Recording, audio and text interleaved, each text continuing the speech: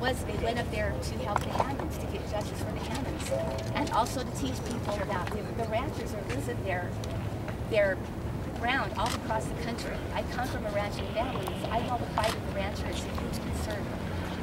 And I appeal to, I've worked on a lot of political issues from the left and the right, and I'm appealing to my friends on the left to understand that this is an issue of what we eat. If you don't like the genetically modified food, you need to pay attention to what the ranchers are talking about. It's best to eat food that's closest to us. And so I also, it was not a violent protest. It was mostly what happened all day is that Ammon Bundy would walk around the refuge and reporters followed him around. They wanted to know, how in the world does a small town rancher get media from all over the world to come to the place in the middle of nowhere? How did he do that? He spent $2 million on a PR campaign, sent news releases out, and said, hey, come, I'm going to go in the middle of nowhere and I have a message for you. I don't think they would have come. And so I think the media, you guys are incredible to help get the message out. And I've used the media in a lot of causes that I've been involved with. We just want to get the message out, like we need to be talking about the issues. Does the government have the right to control land? And to own as much land as they do, and to be a heavy-handed burden to the ranchers. If they lose their ranches, we're not going to be able to have access to fresh beef from American cowboys. And I also just wanted to say that I am just so impressed with the amount. They didn't plan on being there, and food was arriving from across the United States. There was so much food, they hardly had a place to store it.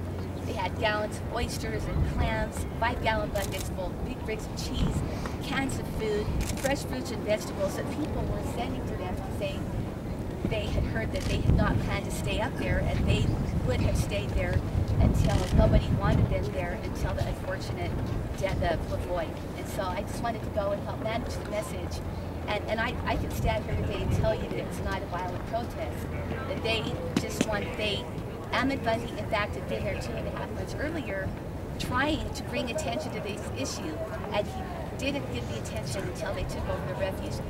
Is that what it took to finally get attention to the Constitution and the original intent and the plight of the ranchers who are losing their ground? It's not just the ranchers, it's the farmers. Since I am a gun rights activist, the people that I get calls all the time from people that like to go and shoot on the lands that are for that purpose, and they're closing those down. We even saw a president who closed down national parks.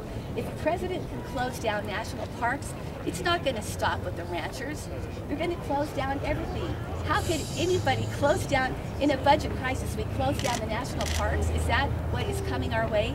I'm going to quote Edward Abbey in my speech today, that it's so necessary to preserve our grounds, to preserve the artists, the ranchers, and the farmers for our freedom, and to be able to have these lands for our well-being and our peace and our safety. Okay. Do you have any further questions of Jana Lee Tobias and her experience at the refuge? If not, then if you are not on our email list, please give me your card today. I'm Cheryl Eager, and I'm Communications Director for the finicum family. I'm also helping everybody. So appreciate you being here, and we're going to set up now for